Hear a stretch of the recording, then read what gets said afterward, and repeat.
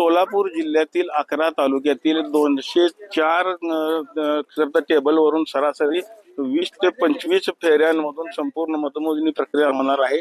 सकाळी 10 वाजता या मतमोजणीला सुरुवात होणार आहे। मतमोजणीची तयारी जर आपण बघितली तर आता पूर्ण झालेली आपल्याला पाहायला मिळत आहे। मतमोजणीच्या ठिकाणी कोणताही अनुचित प्रकार घडू नये म्हणून चोख पोलिसांनी देखील बंदोबस्त तैनात केलेला आपल्याला पाहायला मिळत आहे।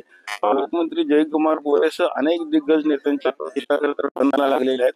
त्यामुळे सोलापूर जिल्हा परिषद आजच्या मतमोजणीनंतर कारभारी ठरणार आहे। जिल्ह्यात 16,20,000 मतदारांनी बजावलेल्या मतदानाचा कौल आज ईव्हीएम मधून बाहेर येईल। 2017 सालच्या निवडणुकीच्या तुलनेत यंदा मताचा टक्का घसरला असला तरी जेडपीचे कारभारी कोण हे मतमोजणीनंतरच खरं कळणार असल्याचं आपल्याला दिसत आहे। एकंदरीत जर आपण बघितलं तर पूर्ण मतमोजणीची प्रक्रिया आता पूर्ण झालेली आहे आपल्याला पाहायला मिळतं। आपण आता बघू शकतो की पंढरपूर तालुक्यामध्ये ज्या ठिकाणी मतमोजणी होणार आहे तेच खरं तर हे गोडाऊनचा परिसर आणि या ठिकाणी जर आपण बघितलं तर चोख असा पोलिसांनी बंदोबस्त देखील तैनात केलेला आपल्याला पाहायला मिळत आहे आणि थोड्याच वेळात खरं तर आता मतमोजणीला सुरुवात होणार आहे। पंढरपुरातून कॅमेरामन जगदीश सह रवी लवेकर, TV9 मराठी।